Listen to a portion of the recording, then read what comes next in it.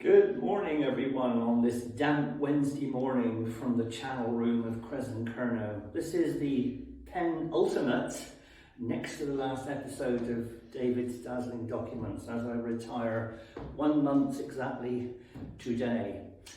And on this occasion I thought I'd show you more of the great photographic treasures from the Janette Rosing collection, and I focused today on some of the larger prints from her wonderful archive dating from the 1850s up until the 1960s. So let's have a little walk around the table and see what we've got here today. Number one is a sort of 1880s, 1890s photograph by the well-known Penzance photographer Robert Preston. And when I look at this image of unloading fish on Newlyn Beach, I'm reminded of the Cornish paintings by artists such as Stanhope Forbes, who painted very similar scenes. And could be this the much photographed Mary Wairn, who occurs in some of the photographs from this period. And some of the paintings that were done in the Newlyn School were very much along the lines. Moving on, we have going to St Ives, and we can see some of the harbour with quick sail loft. This is an image by a photographer called John C Douglas from the early part of the 20th century. Lovely picture with the names of the boats and a scene on a lovely sunny day at the turn of the 19th and the 20th century.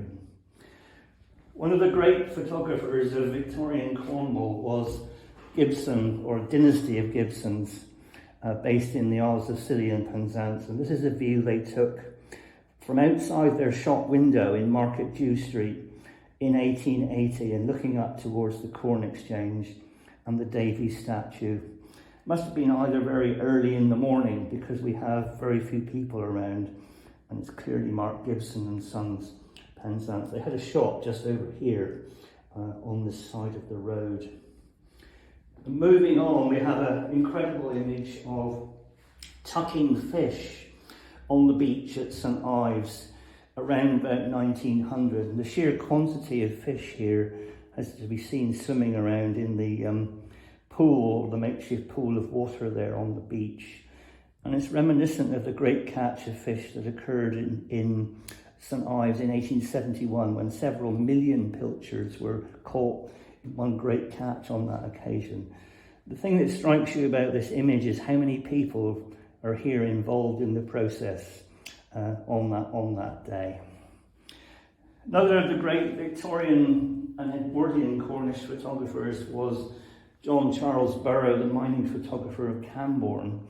And he had several assistants that worked with him, one of whom was a lad called Herbert Hughes. And this is Herbert Hughes' vision of Trevaunance Beach at St Agnes, probably in the early part of the Edwardian period. A group of men would go out and they would take photographs of Cornish coasts and beach scenes. And I think this chap here is one of the party called William Thomas.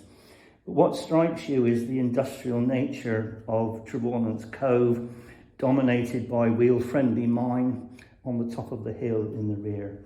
And all of the industry that was going on around St Agnes well into the early part of the 20th century. And of course the harbour itself disappeared in 1915 to 16. And moving on, another of the Penzance photographers was a man called Vaughn T Paul. And I love this picture that he produced, and he's called it A Fresh Breeze. He's actually out in the ocean somewhere, and he gives the actual coordinates of where this image is taken. He's on board ship. The sea is in a heavy rolling sea coming on board the vessel. This would be around about 1900. But an incredible photograph, action shot of a stormy sea somewhere near Penzance. And we have a mystery picture of a wagonette in this probably the period around 1895, 1900 on a bridge. The bridge is inscribed WH 1812. A lad is tending a horse. I'd like to know a bit more about where this image is so we can update our catalogue properly, but it's a lovely shot from the end of the 19th century. You can tell that by the Princess Alexandra type hats that the ladies are wearing at the time. And joyful and industrial, but also sad occasions, because this is a print of a Gibson photograph taken in 1898 on the occasion of the great wreck of the Mohegan on the Mancos Rocks at the Lizard. And the 4 gentlemen are carrying a coffin with one of the Mohegan victims in it outside the main entrance gate of St Keverne Parish Church. You can see the curiosity of the person who's just looking out through Rule's shop doorway and the lovely thatched cottage at that time. A marvellously clear print by Gibson of Penzance and Scilly. And then right at the end of the chronological period of the collection is this image of the Torrey Canyon, which of course was wrecked off the Land's End in 1967. I can remember sitting in the car park at Land's End with my parents, watching the RAF bomb this to try and blow it up to disperse the oil. And of course we all know and heard about the terrible oil slicks that followed, and the damage that there was to marine life, and especially the seabirds. Thousands of them died.